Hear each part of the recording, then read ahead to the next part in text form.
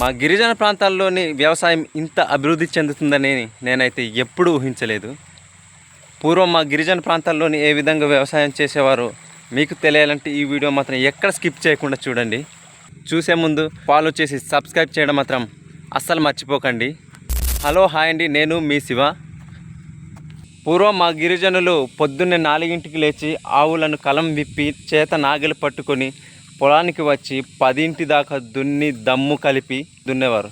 అయితే దున్న తర్వాత గ్రామంలో ఉన్న ప్రతి ఒక్కరు ఒక్కొక్కరు ఇంటి నుండి వచ్చి ఊరంతా కలిసి అది గిరిజన సాంప్రదాయాల్లోని జానపద గేయాలు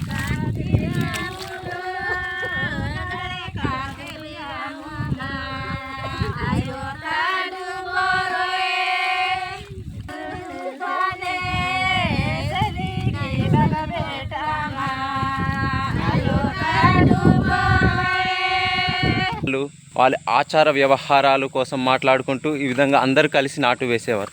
కానీ ఇప్పుడు గిరిజన వ్యవసాయ పరిస్థితులు పూర్తిగా మారిపోయాయి.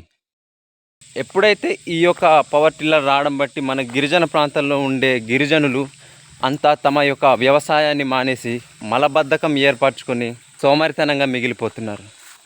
ఇలాగ ఉంటే రాబోయే కాలంలో ఎవ్వరు కూడా వ్యవసాయానికి ప్రాధాన్యత చూపించరు. అందుకని పూర్వం ఏ విధంగా వ్యవసాయం చేసేవాళ్ళో ఆ విధంగా మనం మళ్ళీ వ్యవసాయం చేద్దాం, పూర్వ వైభవాన్ని తీసుకువద్దాం. పూర్వం మీరు కూడా ఈ విధంగా వ్యవసాయం చేసి ఉంటే ఫాలో చేసి సబ్స్క్రైబ్ చేసి కామెంట్ చేయడం మాత్రం అస్సలు మర్చిపోకండి. జై హింద్, జై భారత్, భారత్ మాతాకి జై, జై జవాన్, జై కిసాన్.